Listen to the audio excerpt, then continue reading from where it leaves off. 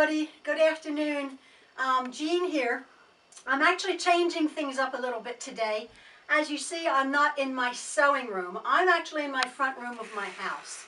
I have to preface this by saying, if you guys are minimalists, you better go away because you're going to start twitching. I have a lot of stuff. I like stuff. I have a lot of things in my sewing room, as you see, and I have a lot of things in my front room here. So anyway, get that out of the way. But the reason I'm in here is because it's a little bit quieter colors. My sewing room is a cacophony of colors, I understand that. And I actually want to do a bit of a show and tell today. A small tutorial at the very end. I'm working on my other tutorial for my hourglass blocks, but this beautiful Sunday afternoon, I've just gotten back from being out, and I was thinking I wanted to show you guys a few simple quilts that I've made.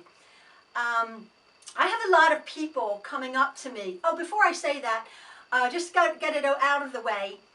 So many of you lovely commenters have been saying, don't worry about going too fast, don't worry about going too long, and I'm not going to. Somebody pointed out, Jean, this is your channel.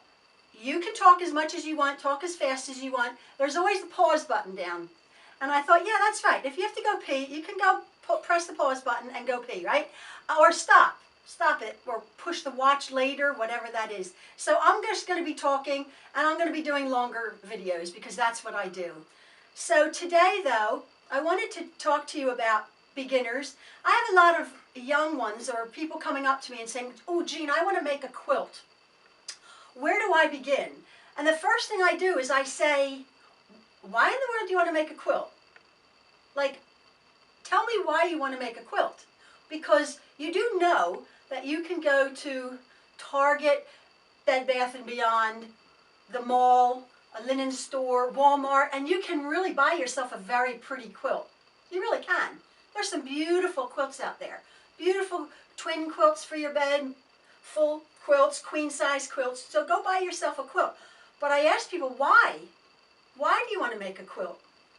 And I would like to think, without philosophizing and being all airy-fairy here, I would like to think that the desire to make a quilt or to sew something or to take your time and your energy into something so fine, to create something, harkens back to maybe another century.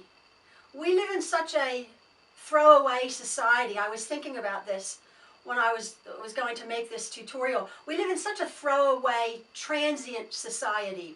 And I even think like millennials feel that. People's attention span is about 3 seconds. You can buy something and in 2 months it's going to be out of style and it's gone. There's so many things that, you buy a toaster and what happens 3 days after the warranty falls out, is up, it breaks. What are you going to do? You're going to throw it away. Even people's marriages, they don't work at things, they throw them away. So it's with that thought, I was thinking, boiling down to the basics of quilt making, people want some substance in their life. It may be just more of a matter of like having a pretty bed covering. You can go get a pretty bed covering, but you're going to buy or collect or gather whatever kind of fabric you are to cut it up and to sew it back together. I like to have this romanticized notion of my great-great-great-grandmother. I don't know who she was, unfortunately, like going across America on the Oregon Trail, and it's cold and she has to clothe her children or cover her family up. So she has time and energy, and she takes her husband's old shirts and her daughter's little petticoat, and she gets out a precious little tin box. And all that box has in it is a pair of scissors, a pack of needles, and maybe a couple spools of thread. And she painstakingly cuts squares of fabric, maybe from a little cardboard template. She cuts these squares and she meticulously sews these squares together with fine little stitches. And maybe with making that quilt, maybe making those squares, she starts crying because life is hard, or she has a terrible memory, or she's lost a child on that trail. and then, or then there's a happiness, and she's quilting, and she's going to a different place. That's where I think a lot of you quilters want to go, maybe. Again, I'm not like grassroots movement, airy-fairy notions, Earth Mother, but I would like to think that there's a real process behind wanting to make something of your own that is a substance. Getting back to squares, I'm not a beginner quilter. Oh, there's my song. I'm an experienced quilter. And having said that, sometimes I often feel I don't want to embark. I want to make a new quilt, but I don't want to embark on something, a pattern that's like ridiculously hard. I want to do something mindless. I want to do something that I see the result of at the end of the day. So what do? I grab a bunch of squares, just like my great-great-grandmother did. I get some squares of fabric, the most basic of building a quilt. A lot of tutorials will say, okay, you have your sewing machine, you have your needle, you have your rulers, you have your basics. Now let's go find an easy pattern. You can Google millions of easy quilting patterns. To my mind, it's like, I don't know how to do that. I don't know how to subcut something into a 2.5 inch strip. It's easy, it really is. But what's the easiest thing you can do when you're beginning? You sew squares together. And this is what I want to show you. I have just a few quilts here that I want to show you that I've made, that I've actually sewn some pretty squares together. I made this not too long ago. These were 5-inch charm squares from a real pretty, like a 1930s vintage look. I like pretty things. I like to surround myself with pretty things. So I just started sewing blocks together and then sewed the rows together and then put the sashing on. I embellish a lot of things. I use rickrack. Again, in my youth, their clothing was trimmed with rickrack. It takes me back to the 50s and the 60s. So I use rickrack. So simple squares, and then I just sewed all different color rickrack onto my squares. Isn't that a pretty little quilt? I was so pleased with that. It's so simple. It's not complicated at all. And yet, I was in a darker period. I was going through something, and I remember making this quilt. And it lifted me. The pretty fabrics, the pretty bright, cheerful tones. And I made it small because there's an expression in quilting, finished is better than perfect. You beginners need to remember that. Finished is better than perfect. Don't worry about being perfect. Don't worry about your points don't match. Don't worry about it's not the right size it should have turned out. You finished it. Like I said, it's beautiful. Finished is better than perfect, but it's perfect in our eyes. So that's that one. I also made this quilt. It's a big quilt. What do I love to make, as you know? 10-inch squares. I love my 10-inch squares. Actually, no. Tell a lie. These are, I cut these even bigger. I think these are 15-inch squares. Are they 15? I took a template, a large template, and I had all these lovely florals, almost like a French country look, of square fabric. I just cut out all these beautiful squares. Looking at them, I'm thinking it's about a 12.5-inch ruler that I just cut out squares. But you could do this with a 10-inch squares, your 5-inch squares. You can get rulers now that are 15.5 inches. You can get rulers that are 18.5 inches. I saw that. I thought, wow, and it's for squaring up things, but cut them out with your nice sharp rotary cutter. Cut out a bunch of squares. How pretty is this quilt? Again, the fabric choice makes your quilt, but the pattern doesn't. The pattern is just simple squares. Very, very basic. And you're thinking, well, you're an experienced quilter. But sometimes, and I really do feel this, and you'll probably agree, that simple is sometimes the best. So that's this one. And I'm going to show you another one. So here I am back. I had made this for my daughter when I first started quilting. So this is about 12 or 13 years old. My only daughter. So she wanted a pink and white quilt. So what did I do? I really didn't know what I was doing when I started out, but I had a bunch of 2.5-inch strips that I started cutting into squares, 2.5-inch squares. So what did I do? I sewed them all together with a sashing and a border. And I made such a pretty quilt that has been washed, worn, and loved to death. This is my daughter's quilt. Squares, simple, simple squares. And it makes a pretty quilt, and it works up so very, very quickly. I wanted to show you another, almost a variation on that, something that's very near to me, that is actually squares, but handkerchiefs. My mother died 13 years ago, and when I was going through her things, I found in every single one of her pockets a handkerchief. She always had a hanky. That was back then. Vintage hankies from the 30s, the 40s, and the 50s. And I had a whole box of these. And I was looking at them and I'm like, oh, my mom. And they were all washed and they were all folded neatly. And I'm sure maybe some of you have your great aunties' hankies or your grandmothers and you're thinking, I don't know what to do with them. I'm like, make a quilt. Because what are they? They're simple squares. I actually took my mom's hankies, a few of them. I had some of my own.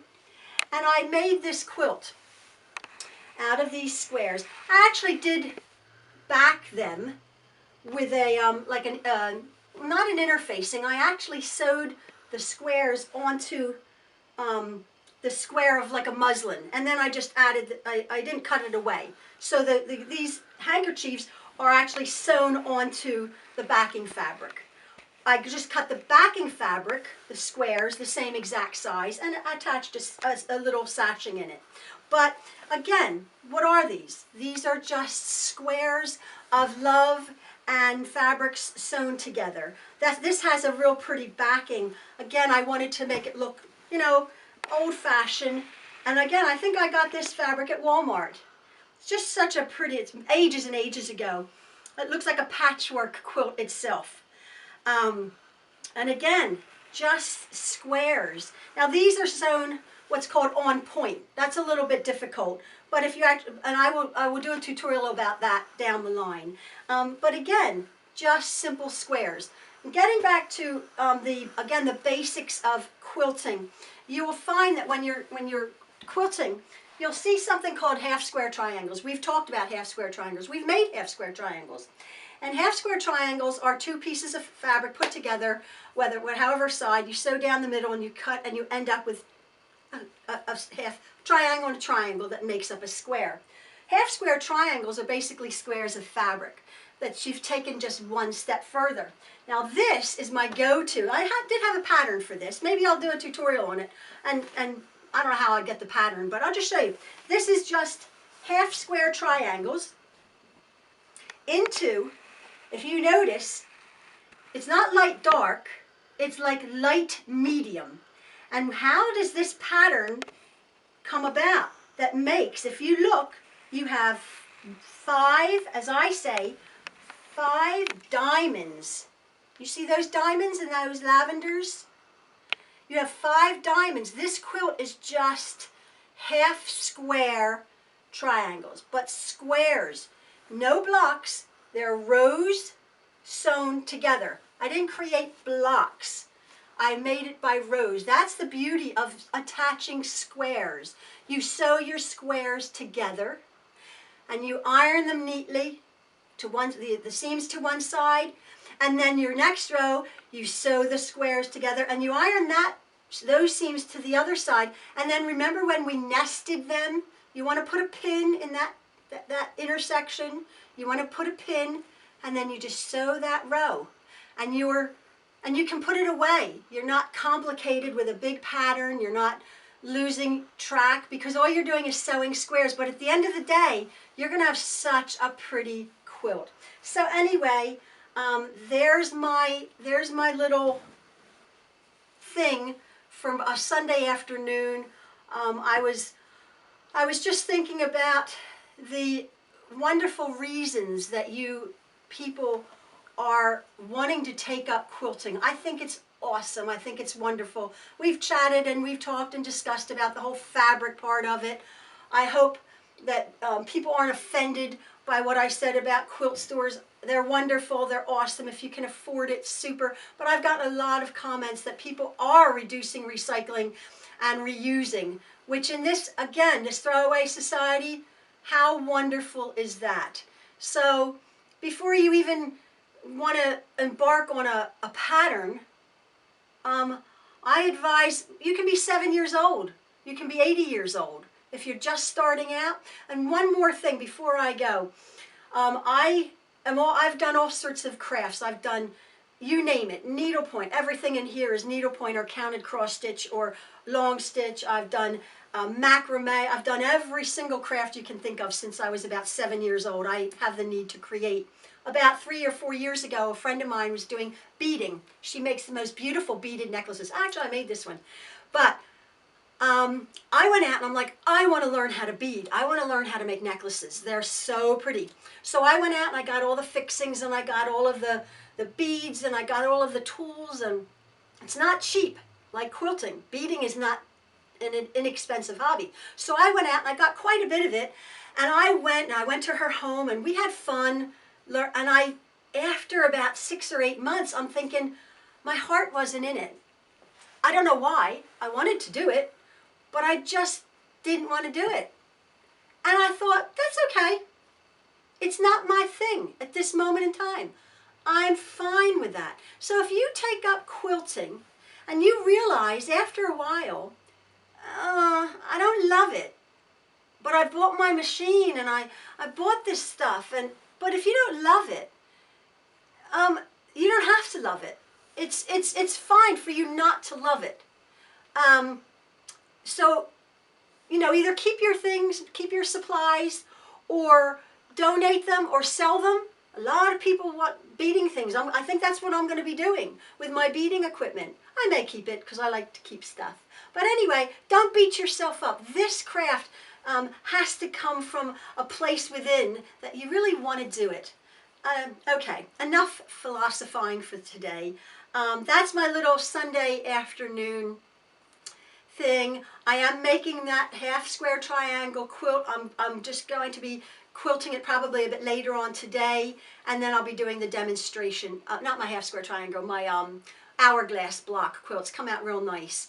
So anyway, there's just a thought of why you do what you do, and then how you do what you do.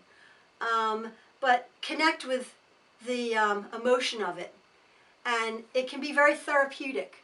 Some of us are going through some bad times, some hard times, and to be able just to go in a corner for half an hour and to sew something and to create something small that you're going to hold on to.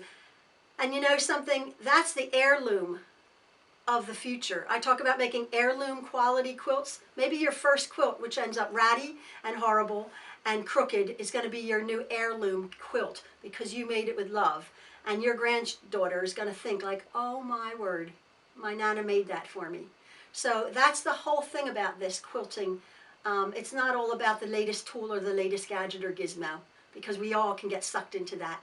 But this is what it's all about. And I applaud you, you beginners, for wanting to embark on this journey. So we're going to do it together. So anyway, you everybody have a nice day. I appreciate you coming into my front room. Bye.